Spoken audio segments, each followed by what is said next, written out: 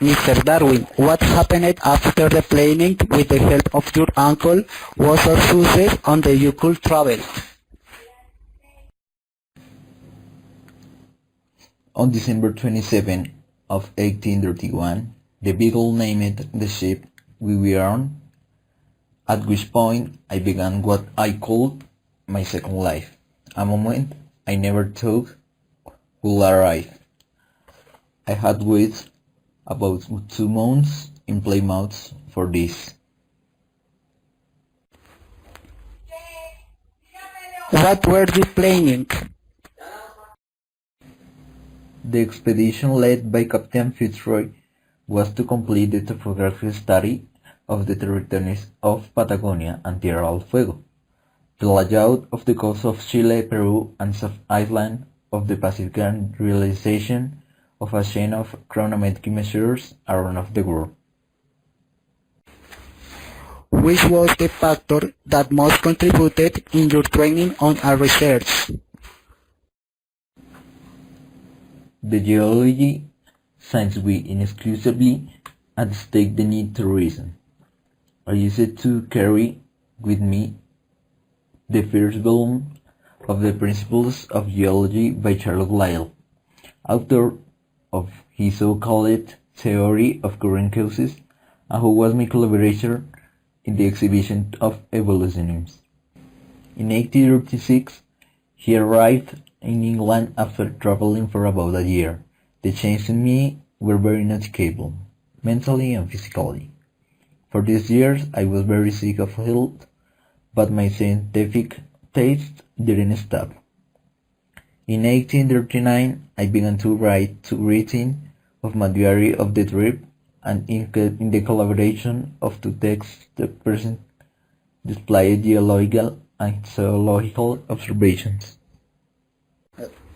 In the present, you are known for work on the theory of evolution. You want to tell us a little more about this? Many people think that I was the first person to talk about evolution, but this is false. My work speaks of a possible way in which gives evolution a species. This is called natural selection.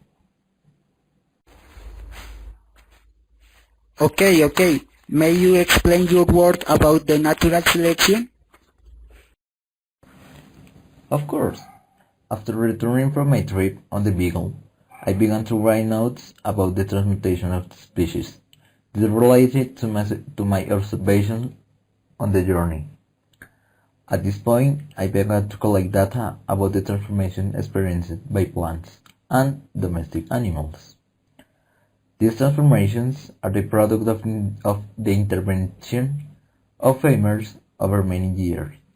Then I thought, if in domestic plants and domestic animals, farmers can select the favorable characteristics and disappear the unfavorable, the good species will also suffer the same in the natural life.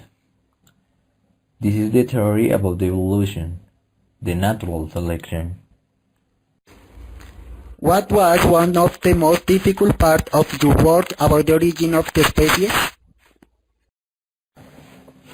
In October of 1838, that is for 15 months after beginning my systematic study, which happened for fun to easy on the population of Malthus, and I began to be well prepared for the joy of the storage, for existence that occurs everywhere appears favorable to those that are lost.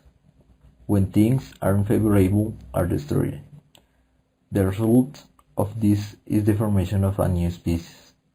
Here, therefore, he finally had a theory with which he worked.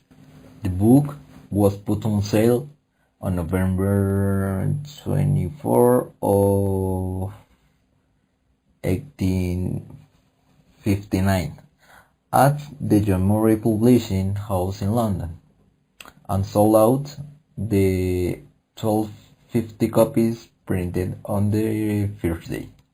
It was great. Okay, Mr. Darwin, your most famous book is The Origin of the Species. How was the process to publish this book? The advantage of having reasoned the origin of the species was that all the research about the biology changed its concept about life and its origin. However, this book has a disadvantage that caused a great revolt against me, because my theory excludes God from the origin of life. This is the reward for the theologians, and they start a war against me, in which they discredit me with a ridicule and offense that put me crazy. Okay, thank you, Mr. Darwin, for your time. Your contributions to the science are very important, especially in current biology.